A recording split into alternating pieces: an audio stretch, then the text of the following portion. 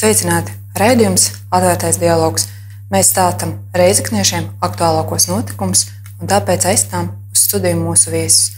Kā zināms, darbs ir vissvarīgākais ikvienas sabiedrības dzinējspēks. Tāpēc šīs dienas sarunas viesi esam aicinājuši Nodarbinātības valsts aģentūras Rēzeknes filiāles vadītāju Ināru Šinderjovu. Sveicināti! Labvakar! Varbūt iesākumā atskatīsimies, kāda ir bijusi šī situācija ar bezdarba līmeni 2014. gadā Rēzeknes pilsētā. Nodarbinātības valsts aģentūras Rēzeknes filiāle strādā ar Rēzeknes pilsētu, Rēzeknes novadu un Viļānu novada ļaudīm. Un tāpēc mēs īpaši kādu grupu neizdalām, bet Rēzeknes pilsētā iepriekšējā gadā bezdarba līmenis, vai sagaidot 2015. gadu, bezdarba līmenis mums pilsētā ir 12,3%. Un no pilsētas uzskaitē ir 2312 cilvēki šobrīd. Bet tajā pašā laikā nevaram nerunāt arī par to, ka pie mums ir augsts šis bezdarba līmenis, neraugoties uz tiem 12%, bet tajā pašā laikā Viļānu novadā bezdarba līmenis ir 22%, 22,7%, un tas ir viens no augstākajiem valstī. Tāpat Rēzeknes novadā bezdarba līmenis ir 20,8%. Un šo gadu uzsākot, mums Nodarbinātības valsts aģentūrā uzskaitē ir 6795 bezdarbnieki, ar kuriem tad mēs arī strādājam. Bet, ja mēs atskatāmies uz iepriekšējo periodu, tad 2014. gadu uzsākot mums bija 7450, un 2013. gadu uzsākot bija 8400 pāri. Tātad ir vērojams šis samazinājums? Jā, ir vērojama tendence, kā ik gadu gan bezdarba līmenis, gan bezdarbnieku skaits mums samazinās. Vai jums ir zināmi iemesli, vai tas ir saistāms ar jaunu darba vietu rašanos vai kādu citu apstākļu? Jā, protams, mūs viennozīmīgi priecē tas, kad rodas šīs jaunās darba vietas, ka Rēzekne ir interesanta un ka pēdējos gados mēs redzam, ka pilsēta ir kļuvusi ne tikai sakoptāka, bet arī radījusi līdz ar to jaunas darba vietas. Jaunas darba vietas ne tikai mūsu gorā un Zīmulī, bet tāpat arī ekonomiskajā zonā. Šī ekonomiskā zona šķiet pievilcīga uzņēmējiem, līdz ar to mēs priecājamies par katru jaunu darba vietu. Un, ja mēs par to runājam, tad es gribu pateikt uzreiz, ka aizvadītajā gadā darbā ir iekārtojušies vairāk nekā 3000 bezdarbnieku. Protams, ne visi ir iekārtojušies ar Nodarbinātības aģentūras palīdzību vai starpniecību. Cits ir atradis darbu pats, bet tas priecē, jo tas ir bezdarbnieku uzdevums ātrāk iesaistīties darba tirgu. Kādas tad ir Nodarbinātības valsts aģentūras prognozes uz 2015. gadu?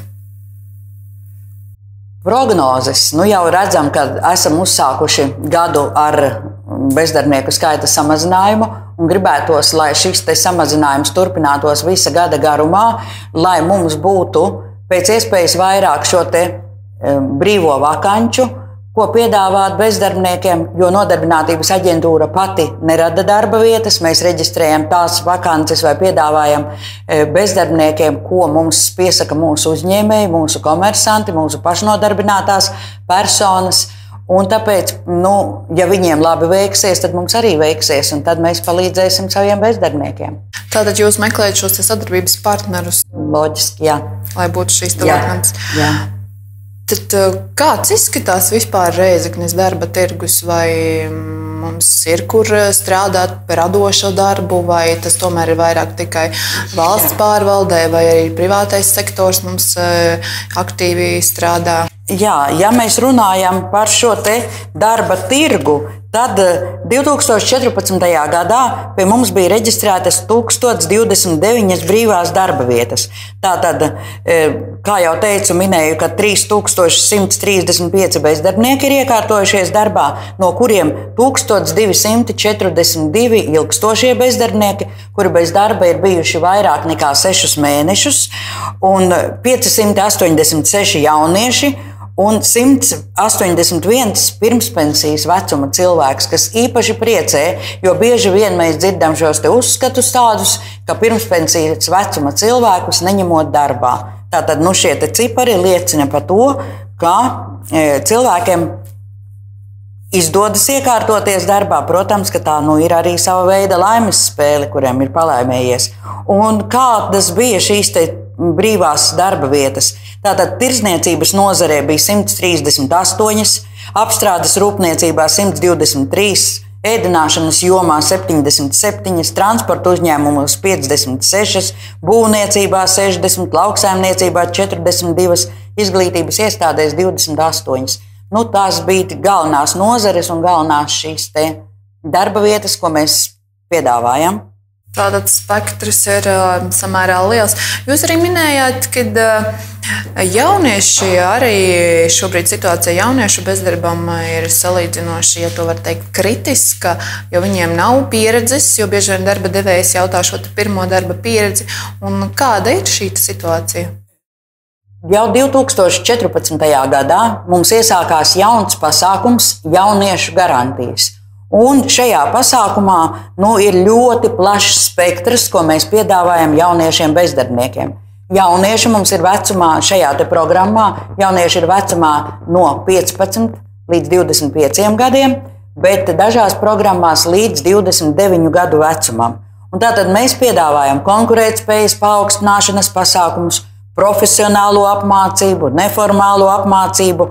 Tāpat mēs piedāvājam darbu nevalstiskajā sektorā, kur var izmēģināt savu roku, teiksim, biedrībās, organizācijās, strādāt kā brīvprātīgais, par to saņemot atalgojumu.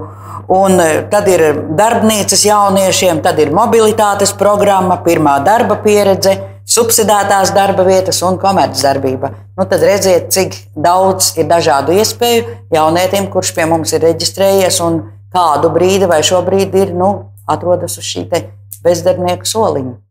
Vai arī mācoties, viņam ir šī iespēja jau sākt meklēt potenciālo darbu? Jā, protams, mēs reģistrējam bezdarbniekus, ne tikai bezdarbniekus, bet arī darba meklētājus. Tātad, un ja cilvēkam reģistrēties var pie mums arī dienas nodaļas studenti, bet par iesaisti pasākumos tur būs dažādi.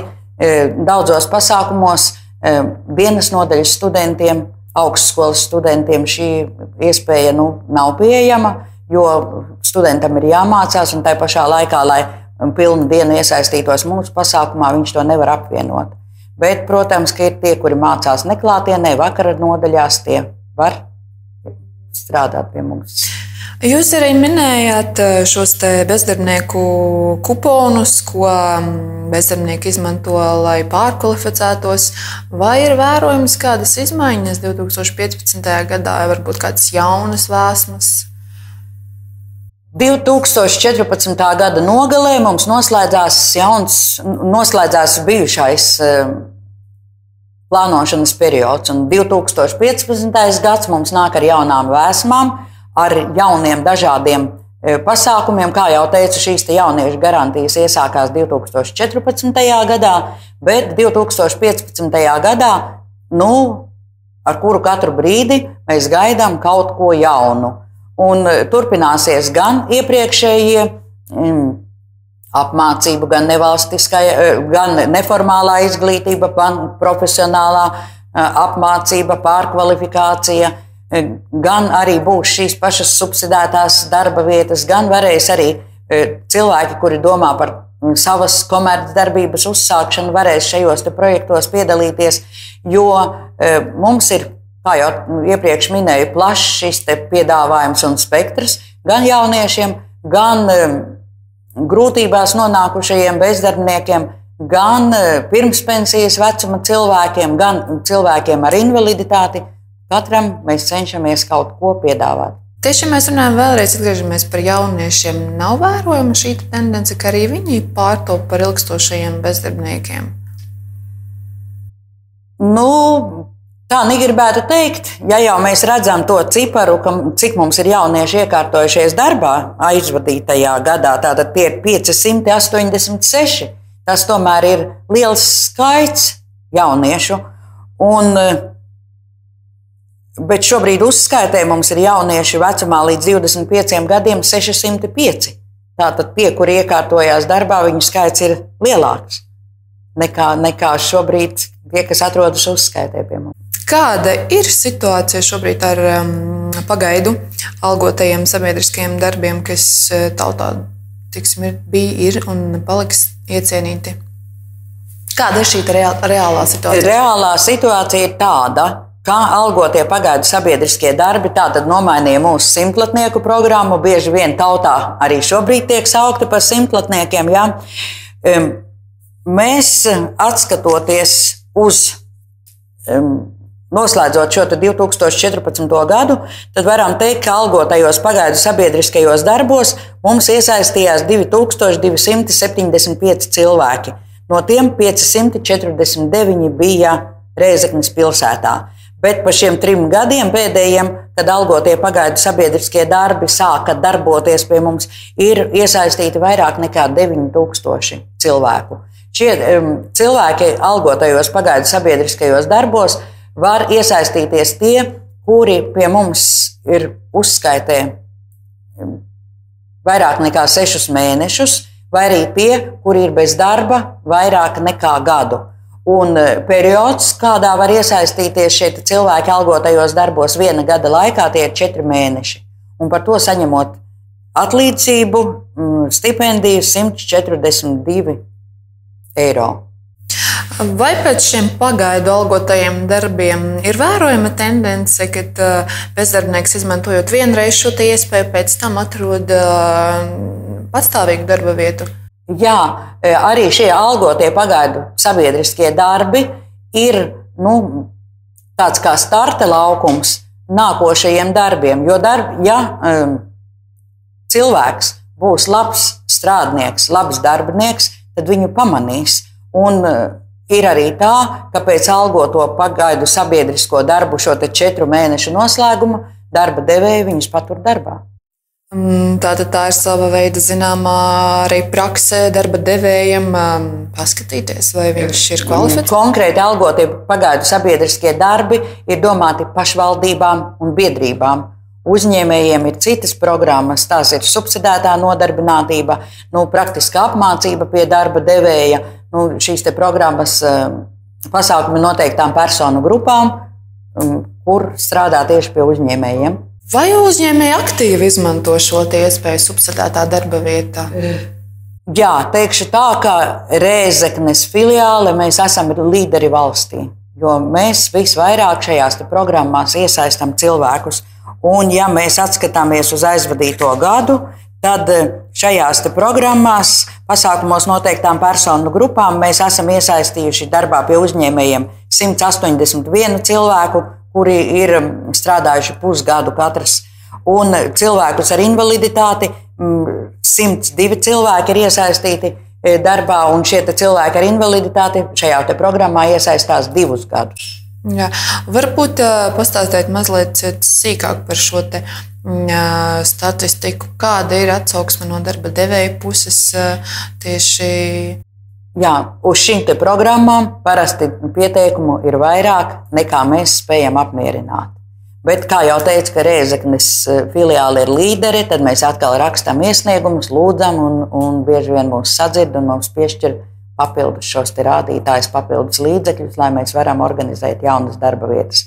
Un, kas attiecas tātad uz šīm programmām, tad iesaistot nelabvēlīgā situācijā esošos bezdarbniekus, subsīdijas, ko dodam mēs nodarbinātības aģentūra vai no valsts puses, mēs maksājam pusi no darba devēja noteiktās algas, bet mūsu puse nevar pārsniegt valstī noteikto minimālo darba samaksu. Tad varbūt pastāstiet, kāds ir īsumā Rēzeknes bezdarbnieka portrets pāris vārdos. Jā. Tātad mūsu bezdarbnieks ir salīdzinoši izglītots, es gribētu teikt. Ja mēs runājam, tātad, bet šis bezdarbnieka portrets noteikti no dažādām sastāv no dažādām dimensijām. Mēs varam skatīties pēc mērķu grupām, gan pēc tā, cik viņš ilgi atrodas uzskaitē. Sāksim ar to, ka galvenais bezdarbnieks mums Rēzeknē ir sieviete. 53% no visiem kopējiem bezdarbniekiem ir sievietes. Un tā tad vēl mums ir, ja mēs skatāmies, un bieži vien domā, ka tie bezdarbnieki ir neizglītoti, tad es gribu paskaidrot, ka gluži tā nav. Mums šobrīd uzskaitē ir viens cilvēks ar doktora grādu, mums ir 48 cilvēki ar maģistra grādu, 492 ar augstāko izglītību, un viens mums analfabēts ir arī. Un, protams, ka ir cilvēki arī ar pamatizglītību un zemāku par pamatizglītību. Priecē tas, ka zemāka par pamatizglītību ir 0,2% tikai šo cilvēku.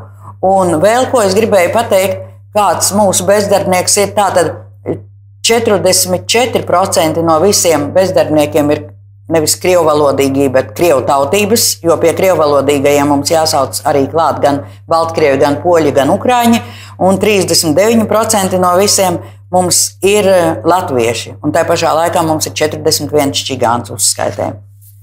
Un vēl mēs nevaram nerunāt par to, ka, lai sekmīgi varētu iekārtoties darba tirgū, svarīgas ir valsts valodas zināšanas. Un šobrīd mums ar augstākā valsts valodas pakāpe ir 351 bezdarbniekam, vidējā 1240, zemākā 1412 cilvēkiem, kas sastāda 21%, un vēl joprojām nav valsts valodas atestācijas 14% bezdarbnieku. Un ja mēs saliekam šos kuriem 21%, kuriem ir zemas valsts valodas zināšanas, un 14%, kuriem nav, tie jau ir 35%. Un, protams, ka šiem cilvēkiem bez valsts valodas zināšanām ir grūti integrēties darba tirgū. Jā, visnotaļ liederīga saruna, un izrādās, ka mums bezdarbnieki ir augsti kvalificēti darbinieki. Un, teiksim tā, cerams, ka 2015. gads mums atnesīs jaunas darba vietas un bezdarba līmeņa samazinājumu. Un paldies jums par sarunu, uz redzēšanos. Paldies!